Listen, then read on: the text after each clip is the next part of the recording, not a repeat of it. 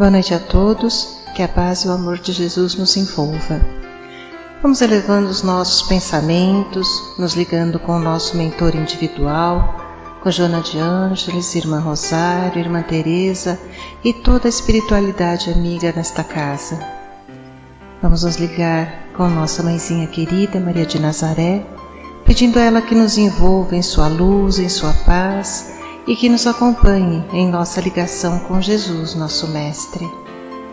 Mestre, estamos aqui reunidos para mais um estudo do Teu Evangelho e lhe pedimos, derrama sua luz sobre nós, se faça presente entre nós nesta noite. Auxilia-nos no entendimento e na aplicação dos Teus ensinamentos em todos os momentos da nossa existência. De mãos dadas a Maria e a Jesus, chegamos à presença do nosso Pai.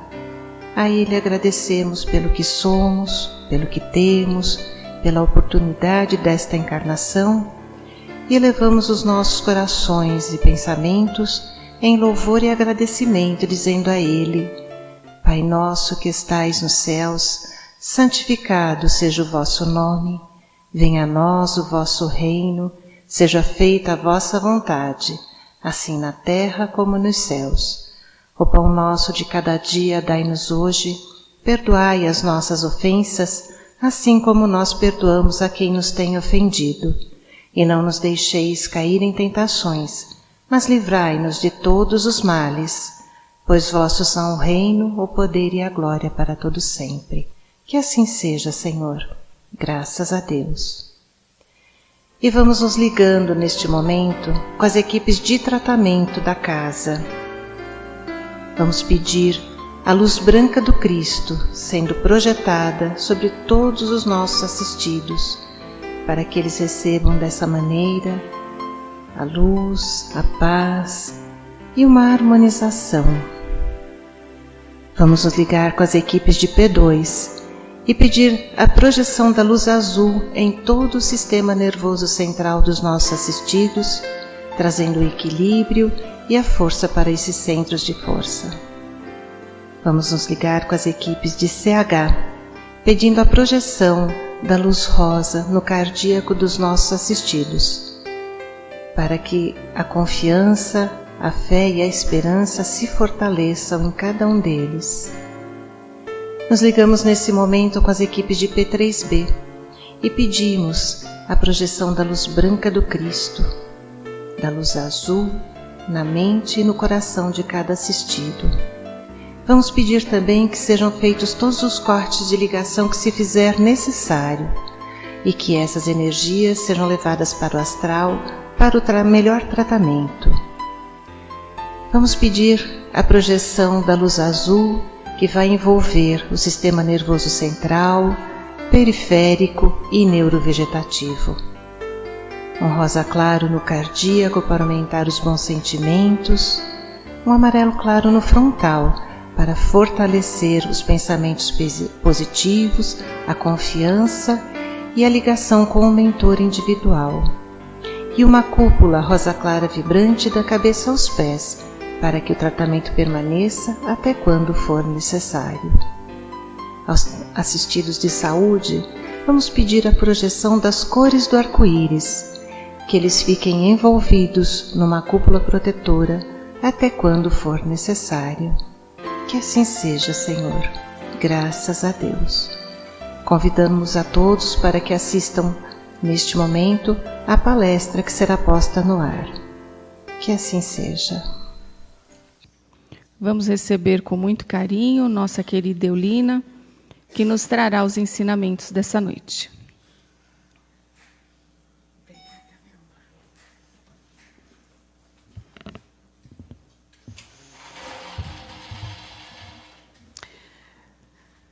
Boa noite a todos. Que a paz de Deus esteja entre nós. Conta-nos Divaldo Pereira Franco que na noite do Réveillon do ano de 1800, ao apagarem-se as luzes do século XVIII, houve uma grande assembleia no plano espiritual reunindo espíritos da mais alta envergadura. Havia representantes de vários países nessa reunião. Essa reunião, na verdade, essa assembleia, se realizava pela terceira vez no planeta. A primeira assembleia foi quando da criação do próprio planeta Terra. Dava as diretrizes para a criação do planeta. A segunda assembleia foi preparando a vinda de Jesus de Nazaré como Messias prometido. E essa terceira, na noite do Réveillon de 1800, era para preparar a Terra para os 2 próximos séculos que viriam, o século XIX e o século XX, que seriam muito difíceis para a humanidade. Haveria, nesses 2 séculos, acontecimentos trágicos que fariam com que a humanidade derramasse muitas e muitas lágrimas. Com o acontecimento das 2 grandes guerras mundiais, e principalmente a segunda, com o advento da bomba atômica, que quase destruiu o planeta Terra. E, por causa dessa bomba atômica, até hoje, nós, habitantes do planeta, sofremos os efeitos, né, os danos na ecologia do nosso planeta. Representando a China nessa reunião, estavam Lao Tse e Confúcio, 2 grandes sábios. Da Itália estavam Dante Alighieri e Michelangelo. De Portugal, Pedro Álvares Cabral e Henrique de Sagres. Da Índia, Krishna. De Roma, Salustiano, Tito Livio e Júlio César. O Brasil estava representado pelo anjo Ismael, que é o guardião da nossa pátria. E da África, representando a África, estava Agostinho de Hipona, que na Igreja Católica é Santo Agostinho, e nós sabemos que foi um dos espíritos da verdade na obra da codificação da doutrina espírita. Nessa assembleia, se ouvia ao longe uma voz doce e suave, mas muito firme, que dava as diretrizes para o desenrolar daquela reunião. E estavam presentes também muitos outros espíritos de luz que receberiam, posteriormente, missões no planeta. Decidiu-se nessa assembleia que pela dor que haveria no planeta nos 2 próximos séculos que viriam, que estava na hora de vir para a Terra o Consolador prometido por Jesus. Jesus disse aos apóstolos, na cerimônia da Santa Ceia, quando eles choravam a morte de Jesus, que estava próxima, Jesus disse: eu não vos deixarei órfãos. Eu rogarei ao Pai, e Ele vos enviará outro Consolador, que virá vos fará lembrar de tudo o que vos tenho dito, e que ficará convosco para sempre. O Consolador prometido. Estava na hora de voltar para a Terra o Consolador prometido, sendo que Jesus havia sido o maior Consolador que a humanidade já teve. Mas já estavam se esquecendo dos seus ensinamentos. E eles resolvem, então, que 2 daqueles espíritos que estavam presentes, não esses representantes dos países, mas 2 espíritos de muita luz, teriam uma missão importantíssima com a codificação da doutrina dos espíritos, o Consolador prometido. Um deles era um sacerdote druida, fora um sacerdote druida, que se chamava Allan Kardec. Mas ele tinha tido a sua última reencarnação na Europa, na cidade de Praga, na antiga Tchecoslováquia, quando ele era um bispo da cidade de Praga, chamado John Hus, cujo apelido era o Ganso, e morreu queimado nas fogueiras da Inquisição. Ele recebeu a missão de vir para codificar a doutrina dos espíritos. E, de fato, no dia 4 de outubro, no dia 3 de outubro de 1804, renasce na cidade de Lyon, na França, com o nome de Denisard Hippolyte Léon Rivaio. Era o nome já mais tarde, né, seria um grande professor, um pedagogo, e ele adotaria, para codificar a doutrina espírita, o pseudônimo de Allan Kardec. E cumpriu brilhantemente o seu papel, com o Pentateuco, as 5 obras, né, da codificação. Existe um erro que é muito cometido. A gente costuma dizer, sou kardecista. Eu sigo a doutrina kardecista. Não existe doutrina kardecista. A doutrina foi codificada por Kardec, mas é a doutrina dos espíritos, porque ela foi ditada diretamente pelo Espírito da Verdade.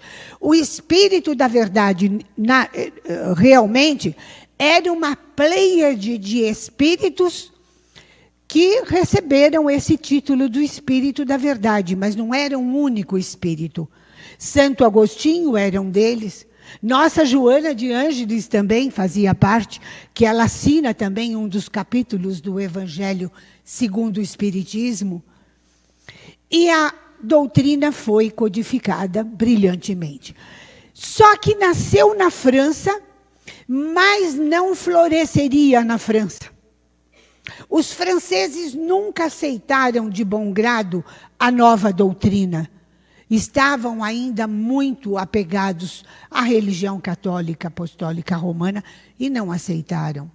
Então precisava-se de um outro espírito para levar aquela doutrina para outro berço.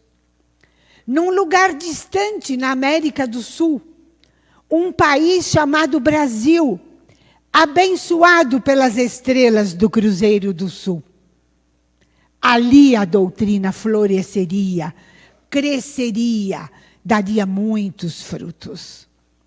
E nasceu no dia 29 de agosto de 1831, num lugarejo chamado Riacho de Sangue, no Ceará, Adolfo Cavalcante, Adolfo de Bezerra de Menezes Cavalcante. Nasceu no seio de uma família de posses. Seu pai, o coronel Antônio, era um grande fazendeiro, tinha muita criação, e a mãe era a dona Fabiana de Jesus, uma senhora muito católica, muito religiosa. E aquele menino, Adolfo, era muito estudioso. Desde pequeno ele se revelou muito estudioso. E o seu sonho, ele dizia desde criança que ele queria ser médico. Só que a família, o coronel Antônio, andou envolvendo-se com política, ganhou muitos inimigos e eles precisaram mudar-se para o Rio Grande do Norte, onde Adolfo cresceu. Quando Adolfo estava próximo da idade de fazer uma faculdade realmente de medicina, eles voltam para o Ceará, mas o coronel Antônio morre. E Adolfo vai para o Rio de Janeiro para cursar medicina na Universidade Federal do Rio de Janeiro. E lá ele se formaria médico. Só que ele passou muitas agruras. Como a família não podia sustentá-lo no Rio de Janeiro, ele morava praticamente num cubículo onde cabia apenas uma rede. E ele sobrevivia dando aula para os seus colegas de turma. A turminha que não gostava de estudar muito, ele ganhava um dinheirinho dando aula para eles. E um dia, ele estava com muita fome. E ele não tinha um tostão para comprar comida. E nisso bate-lhe à porta um jovem, que ele atendeu, e o jovem pediu que Adolfo lhe desse aulas. E Adolfo disse que sim, que ele estava à disposição. Mas o aluno diz assim: eu quero pagar 1 ano adiantado. E Adolfo diz: bom, mas isso não é muito ético.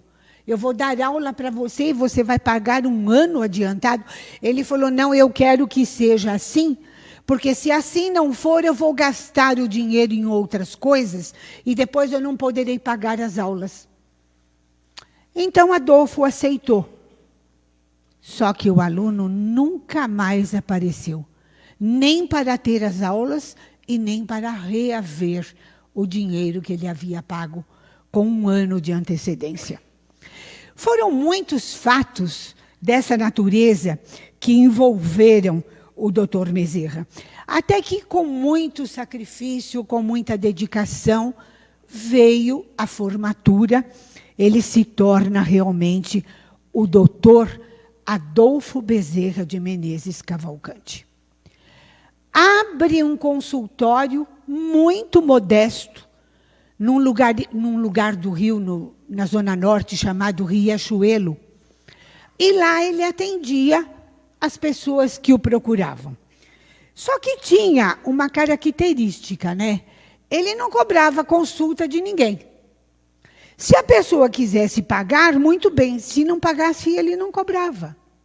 E quando alguém pagava, ele guardava o dinheiro na gaveta, porque o dinheiro seria usado para comprar os remédios para os pobres, as pessoas que não tinham dinheiro para comprar o remédio. Então, era consulta e remédio gratuitos. Ninguém poderia progredir dessa forma, mas foi o que ele escolheu.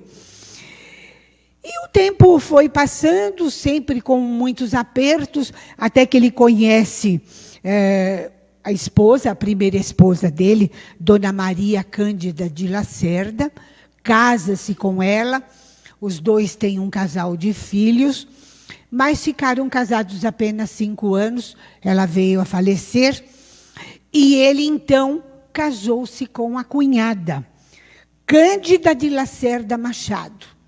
Era meia-irmã da primeira esposa. Ele fez isso, na verdade, mais uma vez pela ética. Ele disse para a cunhada que não ficava bem uma moça solteira viver na casa de um homem viúvo, cuidando das suas crianças, porque o mais novo tinha 3 anos de idade.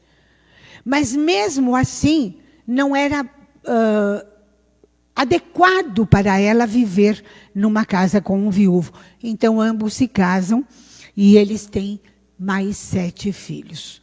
Dr. Bezerra contribuiu bastante para a reencarnação na Terra.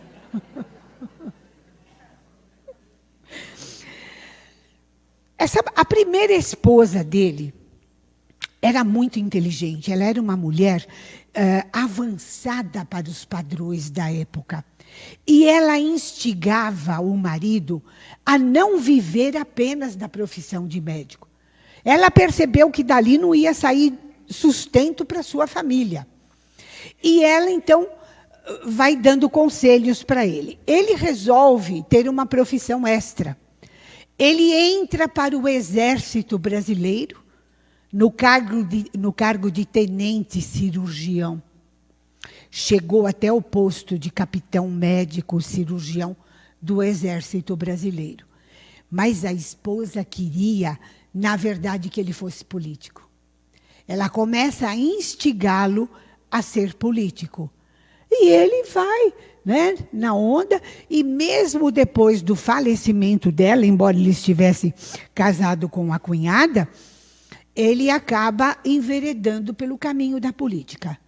Foi eleito 3 vezes vereador pela Câmara do Rio de Janeiro, para a Câmara de Vereadores, e foi eleito deputado federal, na época da corte, né, por 3 mandatos. E foi brilhante como político. E o consultório dele continuava e era conhecido como o consultório dos pobres.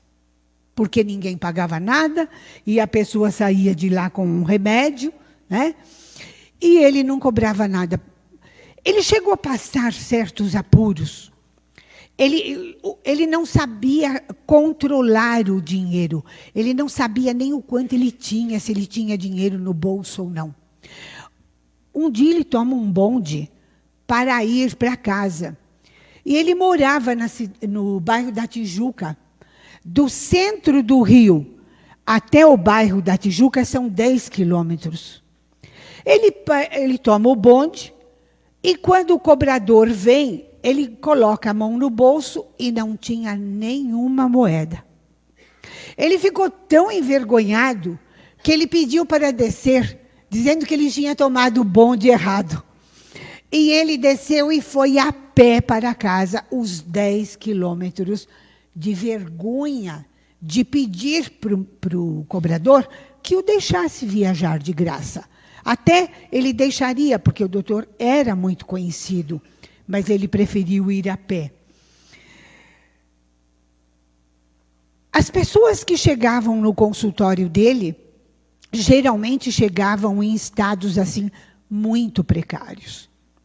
Um dia chega uma senhora, uma jovem senhora, com uma criança no colo. E o doutor Bezerra, ao colocar aquela criança na maca, percebeu que era um caso gravíssimo de desnutrição. Aquela criança estava praticamente à morte. Ele examina a criança e faz o receituário, recomendando fortificantes e uma ótima alimentação. A mulher olhou aquele papel e disse: doutor, então o meu filho vai morrer. Eu não tenho sequer um pedaço de pão dentro de casa. Ele ficou muito constrangido. Ele procurou na gaveta, não tinha mais nenhum tostão. Procurou nos bolsos, também não tinha nenhum tostão. E ele então procura um meio de pensar como que ele poderia ajudar aquela mulher. E ele começa a pensar e esfregando as mãos, tentando achar uma solução. Ele olha na sua mão e ele vê o seu anel de formatura. O anel de formatura, quando se usava anel de grau, né? O anel de médico, era uma pedra de esmeralda muito bonita. Tinha sido dado pela sua mãe com muito sacrifício. Ela juntou dinheiro muito tempo para dar aquele anel para o filho. Mas ele não pensa 2 vezes. Ele tira aquele anel de esmeralda, aquela pedra verde tão linda, tão verde como eram os seus olhos, tão verde como são os mares da sua terra natal, o Ceará. Entrega o anel para a mulher e diz a ela: vá até o farmacêutico da esquina, diga a ele que eu pedi para ele lhe fornecer os remédios. Ele fica com o anel e a diferença ele dá para você em dinheiro, que é para você comprar comida para o seu filho e para você. A partir daquele dia, a medicina brasileira ganhou um médico sem anel de formatura, sem anel de esmeralda. Mas uma criança foi salva. Afinal, o que é uma joia diante de uma vida de uma criança? Era assim o nosso doutor Bezerra. Um dia, a esposa dele reclama: Adolfo, eu não tenho mantimentos mais em casa. Você não está trazendo mais dinheiro para casa. Porque tudo que ele ganhava no exército, na política, era tudo para os pobres. E ela fala: nós temos os nossos filhos, precisamos sustentá-los. E ele fica envergonhado diante da mulher. Ele diz para ela: Deus há de prover. E quando ele chega em casa à noite, a mulher diz a ele: quem foi que mandou aquela carroça repleta de mantimentos? Ele disse: eu não sei. E nunca ficou sabendo. Mas alguém mandou uma carroça repleta de comida para a casa do Dr. Bezerra. Era muito comum acontecer certos fatos, né? Dessa forma com o Dr. Bezerra. Uma vez vieram chamá-lo, já era noite, e o filho estava com febre. Estava febril, e vieram chamá-lo de um lugar distante. Ele teria que ir de carroça para aquele lugar. Era a condução que a família tinha. E ele então fala para a esposa: eu vou socorrer a pessoa que está à morte. Não se preocupe que Jesus tomará conta do nosso filho, porque ele não tem nada demais. E foi embora. No outro dia ele volta, e quando ele chega na rua da casa dele, ele vê o menino jogando bola com os coleguinhas. Fica feliz da vida. Dr. Bezerra tinha uma frase que era a seguinte: um médico não tem o direito de terminar uma refeição. Não tem o direito de ter uma noite de sono inteira. Ele não pode perguntar, quando for procurado, se a pessoa terá como conduzi-lo de táxi ou se poderá pagar a sua consulta. Porque se ele agir desta forma, ele não é um médico, ele é um comerciante da medicina. Ele falava sempre isso. Um dia, ele ganha de um amigo, ele era muito católico, né? Teve a religião católica como base. Ele ganha de um amigo um exemplar do Livro dos Espíritos. Ele achou interessante. Aliás, nem tinha sido traduzido, porque, na verdade, ele falava francês. Ele falava latim, falava francês e falava espanhol. Ele leu o Livro dos Espíritos ainda no original em francês. E ele lia durante o trajeto de bonde, porque era o tempo que ele tinha para ler. E ele foi gostando do que ele lia. Aí ele soube que havia um médium no Rio de Janeiro, muito conhecido, chamava-se Frederico Júnior. Era uma espécie de Chico Xavier da época. Um médium que todo mundo procurava. Ele foi conhecer Frederico Júnior e disse que ele era um leitor do Livro dos Espíritos e torna-se um grande amigo de Frederico Júnior, com quem ele desenvolveu a sua mediunidade e começou a trabalhar no centro de Frederico Júnior como médium. E aí chega ao Brasil 2 médicos que vinham do exterior. Tinham ido estudar no exterior. 2 homeopatas. Chamavam-se Vicente Martins e Bento Muri. Esses 2 médicos, eles traziam, além da homeopatia, as técnicas dos passes magnéticos que eles tinham aprendido com Hahnemann na Alemanha. Que Hahnemann foi o criador da homeopatia, mas também se utilizava do magnetismo humano. E ele aprendeu, então, os passes com esses dois médicos.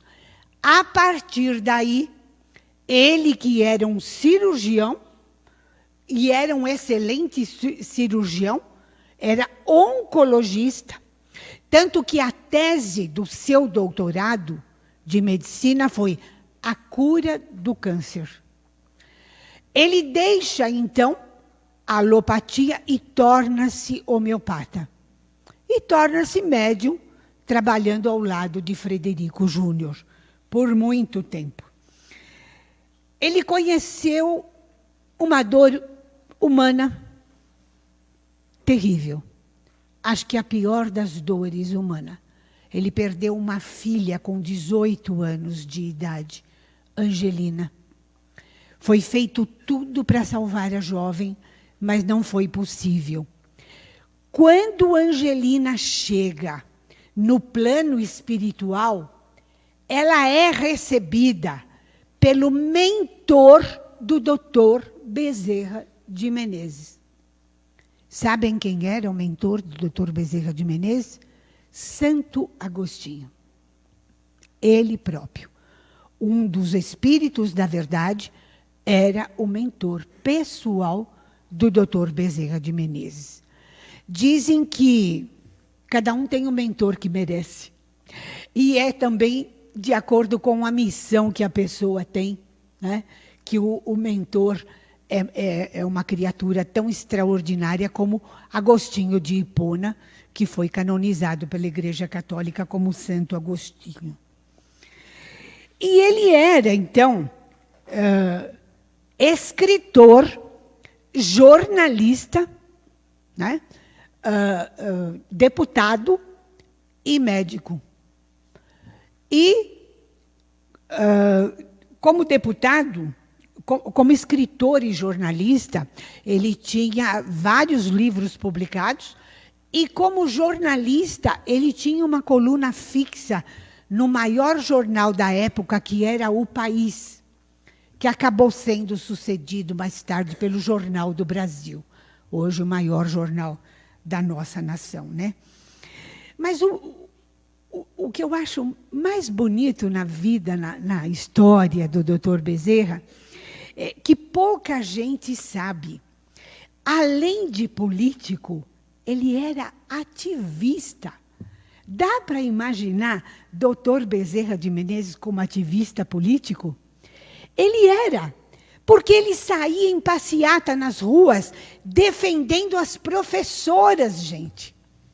Ele foi o maior defensor na época dos professores. Ele dizia que a classe do professorado era a mais injustiçada do Brasil.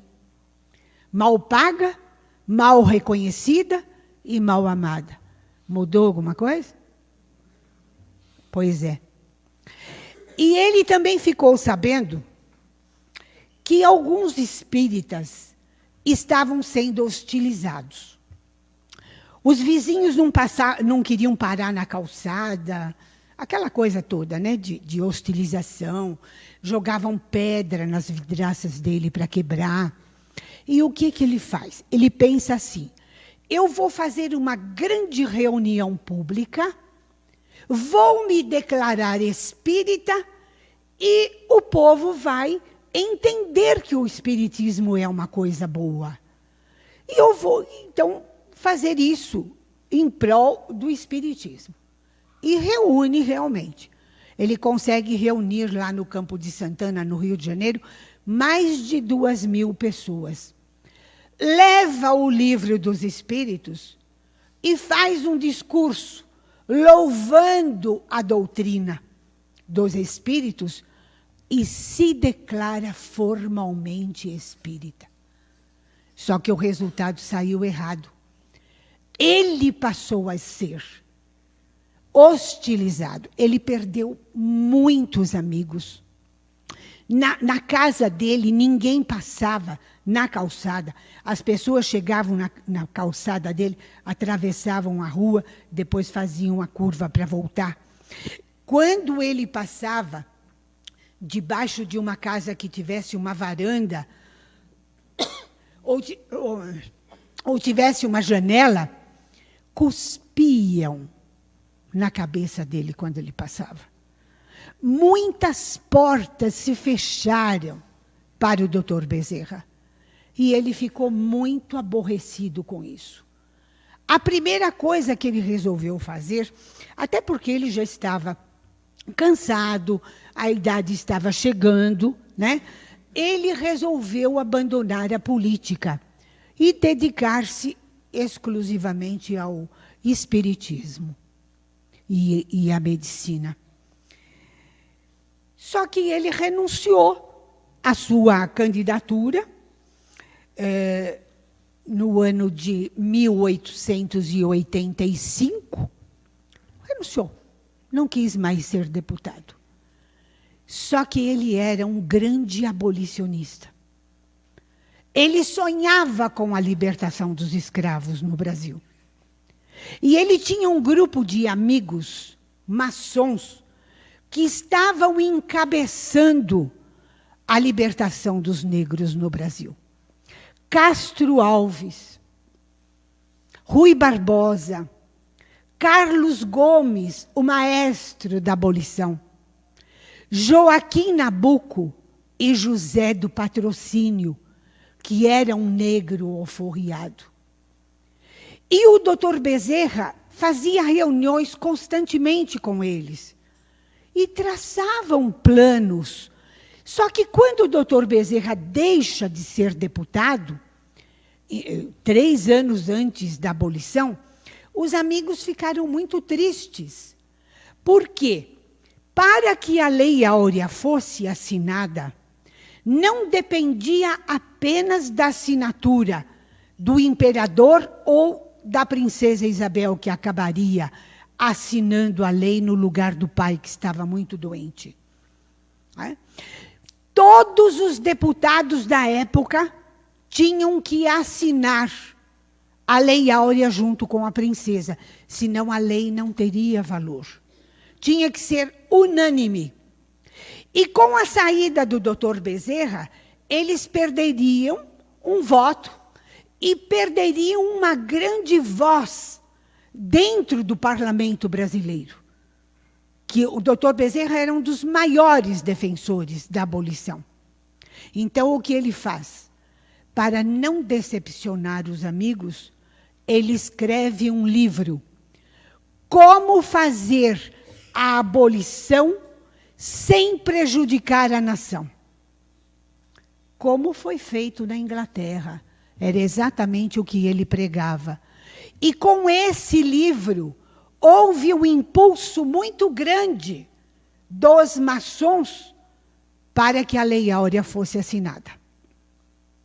E, finalmente, no dia 13 de maio de 1888, quando a princesa Isabel de Bragança adentrou o parlamento brasileiro para assinar a Lei Áurea, o Dr. Bezerra estava lá, escondido num canto, anônimo, para que ninguém nem percebesse a sua presença.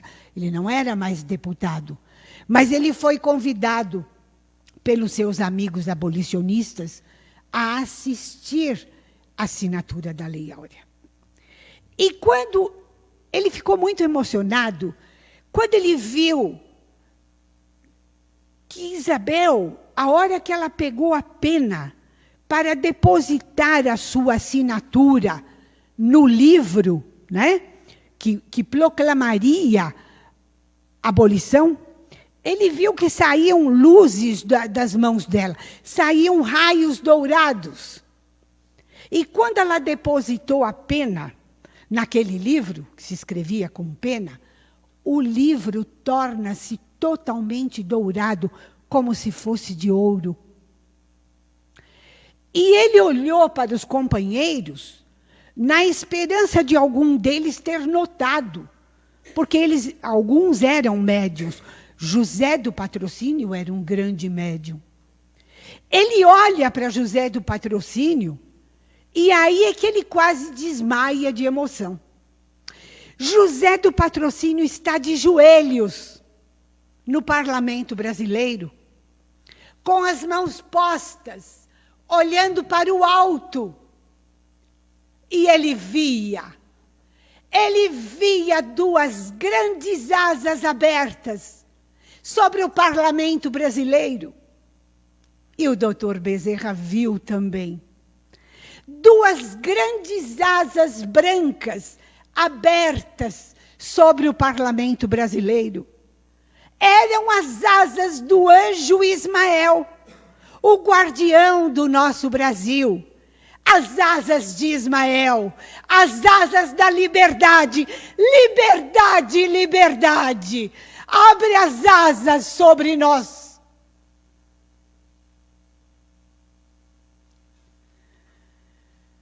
O Brasil era livre e todo o seu povo tornava-se livre. A escravidão deixa de existir no Brasil no dia 13 de maio de 1888.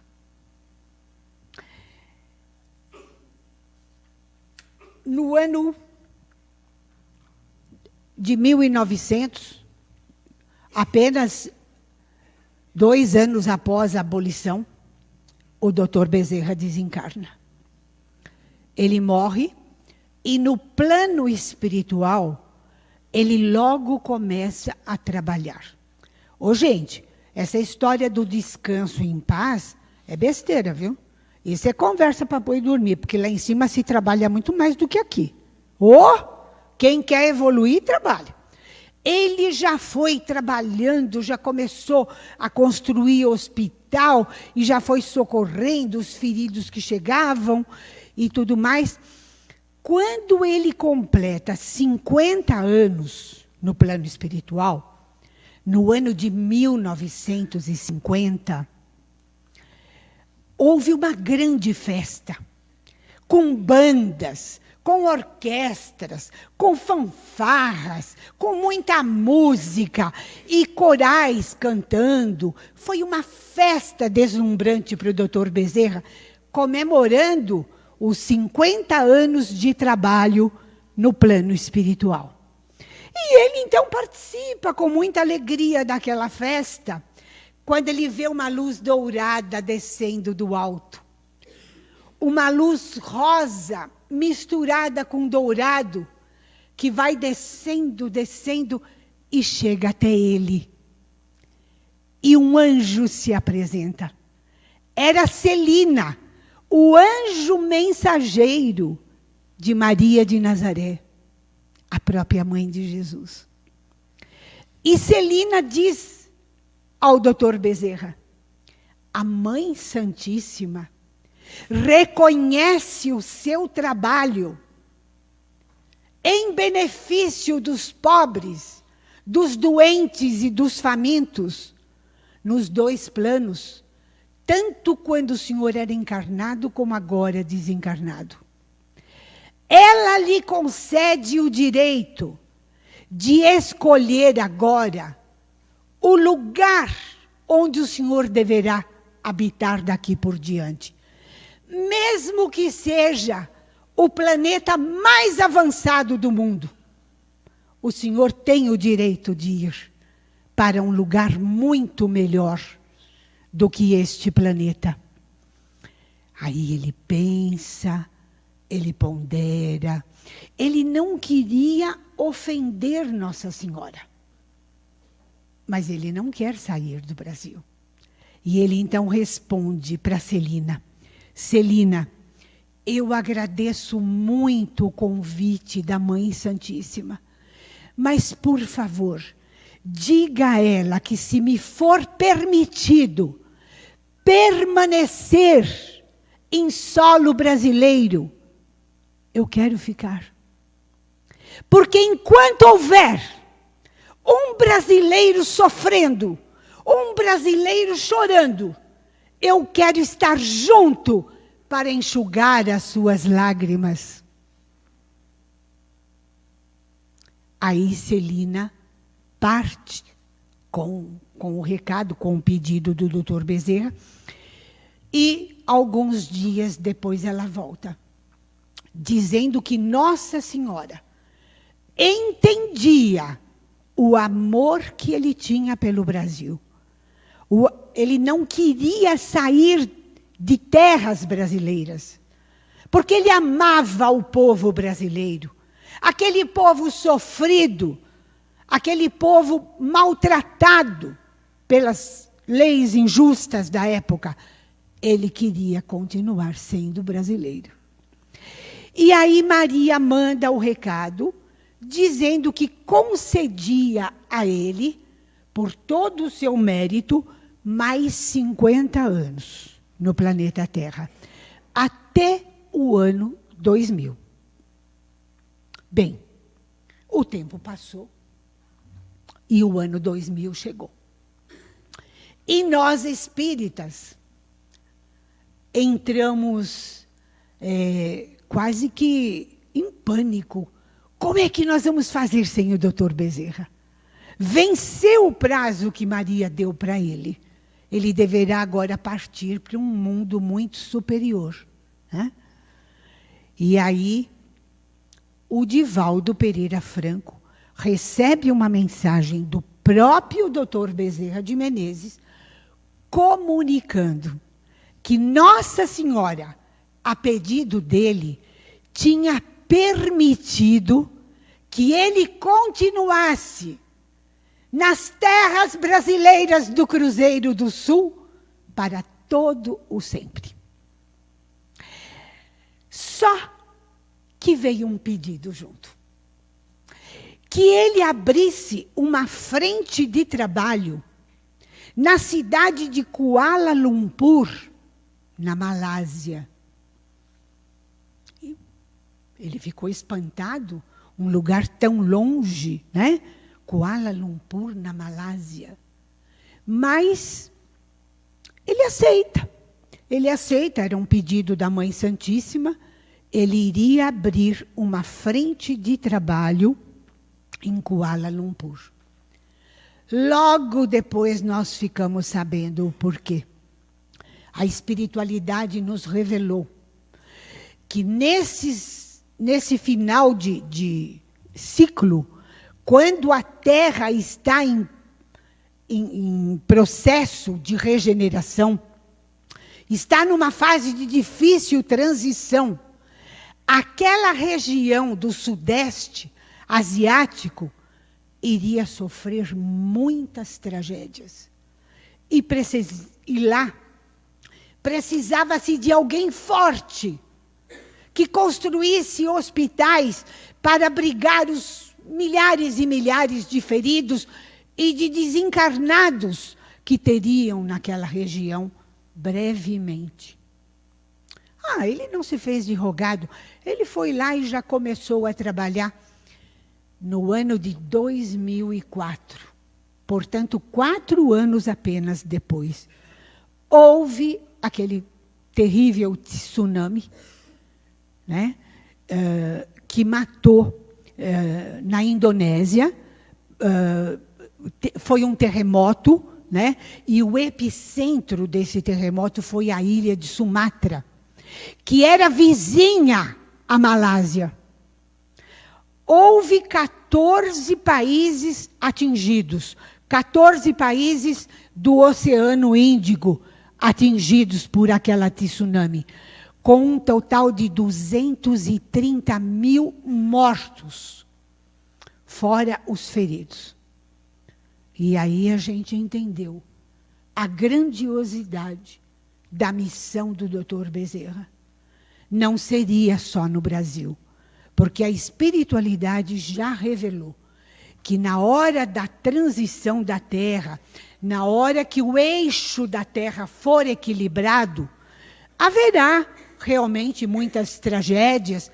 O Brasil será o país menos atingido. Então, seria egoísmo nosso, brasileiro, querer o Dr. Bezerra só para nós, sendo que tantos outros lugares sofreriam tantas e tantas tragédias. Que o Dr. Bezerra, o médico dos pobres, continue nos amparando e nos iluminando, porque de hoje em diante nós temos a certeza absoluta que não existe neste Brasil um índio, um caboclo, um cidadão que não tenha recebido uma graça do Dr. Bezerra. Porque ele é o responsável por todos os passes espíritas aplicados no Brasil. E ele é responsável, junto com a sua grande equipe da Fraternidade dos Humildes, de visitar todos os doentes internados nos hospitais deste nosso imenso Brasil. E basta a gente pedir, na hora da dor, uma ajuda do Dr. Bezerra, ele vem. Tenham a certeza de que ele nunca vai nos abandonar, porque nunca existiu um brasileiro, tão brasileiro como o Dr. Bezerra de Menezes. Que ele nos abençoe a todos, muita paz e muito obrigada pela paciência de vocês. Muito obrigada.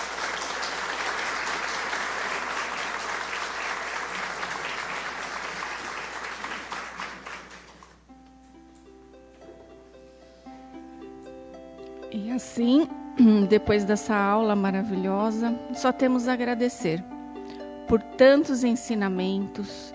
Agradecemos ao querido Dr. Bezerra por tanto amparo, por tanta ajuda. Agradecemos a Ti, Pai querido, por essa oportunidade de estarmos aqui novamente reunidos em Seu nome. Que possamos retornar aos nossos lares em paz, em segurança, levando pelo menos um pouquinho do tanto que aqui recebemos. Essas vibrações maravilhosas de amor, de harmonia, e que possamos retornar em tranquilidade e em paz. Que assim seja.